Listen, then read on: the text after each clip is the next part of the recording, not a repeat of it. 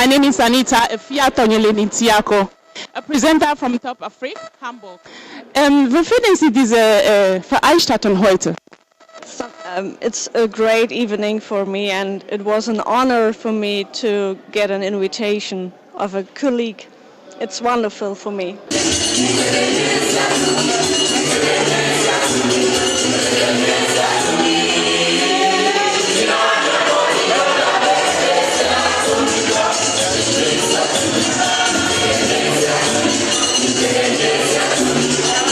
Yo, Togbi Avanyo. Yenye miapo amaga le Hamburg. Every union of Waopa amaga le Hamburg afia. Ta egba mijiwa mia biba Togbi azanya du mi le de lekena kpocho azanwu yenye koshira gba miapo enyabiabia gba enyabiabia velia yenye ba ta mami hadomude okuke kawe le hanwu. Yemi do havode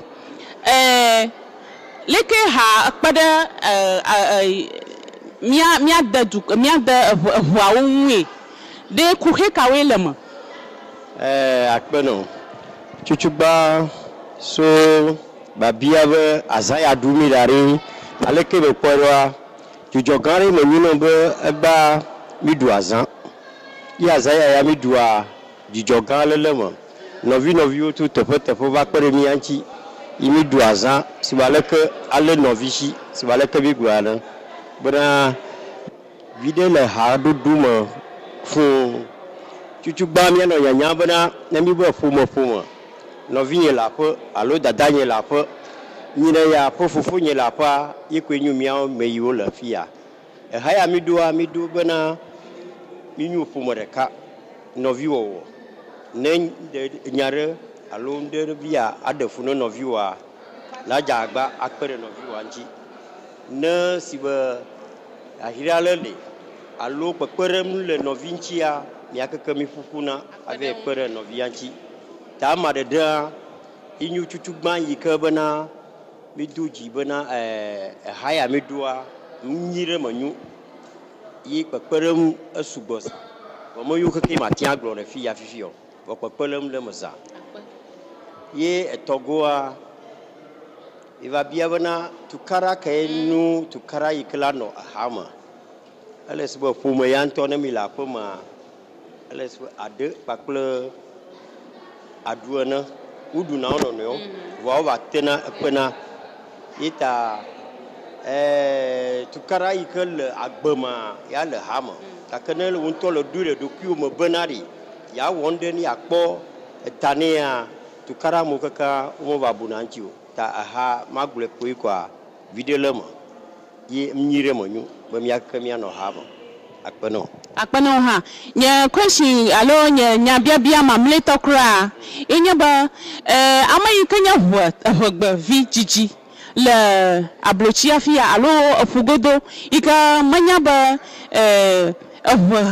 ha alo mia fona fufuda tafare ika mia bua o mi no na ibu na tamocho mia no niu nke mia o nye pakpada huna mi kla mia vio amayi ka mia kpam fifia de nyake na glone le ko watan fi na jibe ava akpada mia wa lo ya va gada mia domia le moka ji wato afi ova akpada mia hu ike ihanye bogboto akpero chuchuba le amare le Hamburg fia ime le harekemo ye kpo bona ehole hadun yobo ywa atere bonchia dungwa mia novio Top Africa ba studio ya kezamila ele gbe pade ko shirare popogbe le moyi ke fia ehole mia tia no juro evogua mido ahama kan yoke le hai ajuya mbe ne mi tere wonchia ya tia gere hama de nyu nyento Togbi Avanyo Philip yikenyu haklora mido sister governor onyu vivi dura sister mother ewo duna vivi ele hanchi banana le tera monchia moy jira to agere hama madafuno. Thank you so much. It's been such a great occasion, and I'm really glad to be here among our brothers and sisters, and I really feel at home. Ich bin ganz begeistert. Ich habe gehört, dass aus allen Landesteilen Menschen zusammenkommen, um hierher zu kommen und einmal im Jahr zu feiern. Ganz toll, ganz toll.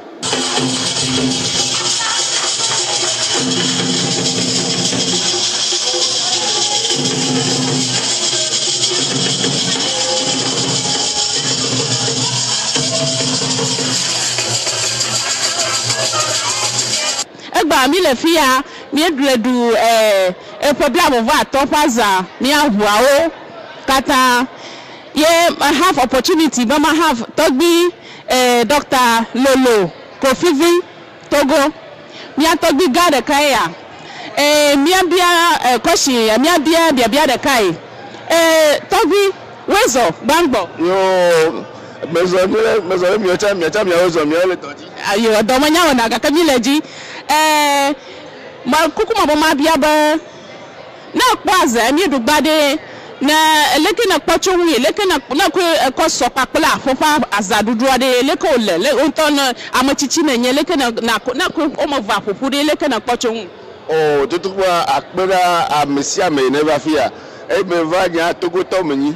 e vegbe to le Togo o le Benin o le Ghana me o kwa kakale eduta e me va gbe awo sigbo me Africa ne o sigbo me Togo ne o sigbo me Ghana ne o sigbo me Benin ne o sigbo me Afe ne me po jijo e fi ba vovo to tore kama le mo na o ya me po vovo to tore pole mo ame yoto ame ga yoto après va pour nous prochain au pour nous prendre mi sigbele ke pour nous prendre mi la peine ne mi ame kotanu me po o sketch o leke nyonu oyina enu odudu enu kekele pepepe ena jidofobé mi mebu ena jidofobé mi jovoa evegbe to be konua papato le la mi ame vevidento ena be me poji jobe mate tifi amla ni ka chola fa akpeka Togbi ena be me poji jonto voade abale ne gbele ba ale a mi adeduko a mi afa culture mi jole mi adevo egale mi ma ka mi manya ma sha me wo mo la ba mi adegbe dodo ne de vieux la forme de vieux populale o hamile afo afi mi bele du yamade adawunke na doda amayo ka moto woni wa agbagba ke waje ike wata klo de view ike ba no anye ba tumo gba mi galiwa o ba no mi amagba alo wa no mi atafa nya jabe mi wa lulu ngento medo egbebe school le fia Germany le fi le Hamburg e o plana gbe e amobio chogbonye sugbo be wa pla ebegbe ne yo view cha no ne states yo begbe ne kafla be yo de yovoa o chone tekpla yo begbe ne yo seme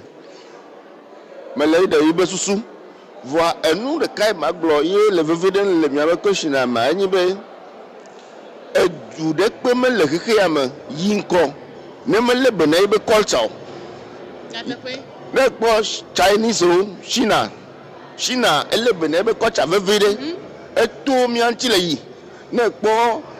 yovo yo ntocha le fia mi bo mo na church of o na mo church same o le be na o be kocha vevede pa mi o ne bi be mi ayin ko la Africa lo ehin akoko be mi atrofa mi be culture gbo ale be ne vevede ne mi po culture gbo wa mi me ja te yin ko mi ma te ko yovo culture do ayin ko ivo culture eyin gbe egbe eyin culture vegbe yemi le do le fia elolo enu gare ye na be me le busube miana ano evegbe course ne de miavio evegbe course a evegbe adede meso sigbele ko wo culture le fi egbe a midola de culture pedonu ade onu gomeno ikafi you hata avole odukume ikafi no le school home you man of home yi la na be o ma te no po yovua o ma no grobe ya ile vitukide wu yovu yo la nya be yo chafi yo tua ame yo ni yo sogbe si ame poto keke nene eto bia be culture gbo mi ame to da si enyi be miana mi avio mi asro mi va de legbejia wa nya nene be culture mi abe be culture Egypt be culture enu se sugbo le me nde pepe le me Mingba ngbe. Akpa kaka togbi. Eyi ya na glofiere. O wi ke mia yi suku aba kware ka go ha na. On fra manya yo kata na gbula ma wona yira o. Makada jiba an kwalo wa lo nya selawa o ho wasi na waja gbagba. He yo ke mi ten wona nya ha ma na mo. He mi ten wona wa mi awe wona wa sogo. Enu gbagbo o. Enu gbagbo bere yo cho yo ba fo. Lenye me cho avo me cho ya e jora jide nya be culture mi o cha mi atoy. Nde kale ebe every union na e do agba ba sem pe be evegbeto yo me afido le evegbeto vo afido le evegbeto me povo o me popo gbogbo le wayo every union adula no gbodumne evegbeto yo me povo wa be na me de kale hanyama ya mi o kekele hanyama merci akpere mi akpana o ha o ezo kaka mo ne yira o yo le toju lo yo we do one now bye bye. Alors, il est tout le temps, il est tout le temps, il est tout le temps, il est tout le temps.